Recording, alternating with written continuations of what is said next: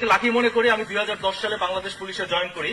তো আমার কোন ওই ধরনের স্বাধীনতা বিরোধী কোন চেতনাধারী শক্তির কোন সরকারের আন্ডারে আমার কাজ করতে হয়নি। আল্লাহর কাছে অশেষ রহমত। আমরা আশা করি আমরা সবাই কাঁধে কাঁধ মিলিয়ে যদি এগিয়ে যেতে পারি, তাহলে আমরা বঙ্গবন্ধুর যে সোনার বাংলা সেটাই আমরা দেখব। এবং কখনোই আমাদের ওই হানাদার বাহিনী যারা পাকিস্তানের তোষামত করে, যারা স্বাধীনতা বিরোধী কথাবার্তা বলে, তাদের আন্ডারে আমাদের আর কোনো দিন যেতে হবে না ইনশাআল্লাহ। কারণ বাংলাদেশের মানুষই তাদেরকে প্রত্যাখ্যান করেছে। আপনারা জানেন সংবিধান অনুযায়ী জনগণই হচ্ছে সমস্ত ক্ষমতার মালিক। কাজেই জনগণই তাদেরকে প্রত্যাখ্যান করেছে, জনগণ সচেতন হয়েছে।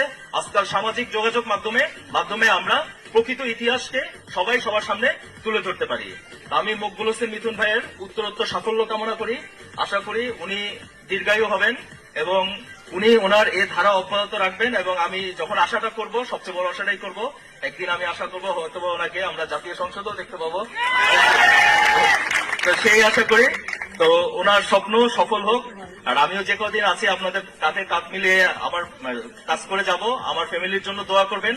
আমার আব্বা সবসময় আমাকে ছোটবেলা থেকে বঙ্গবন্ধুর আদর্শে বড় করেছেন। এজন্য আমি গর্ব করে বলতে পারি যে আমার রক্তে বঙ্গবন্ধুর আদর্শ মিশে আছে। সেই আদর্শ আমরা সকলে মিলে বাস্তবায়ন করব। আমার জন্য সকলে দোয়া করবেন।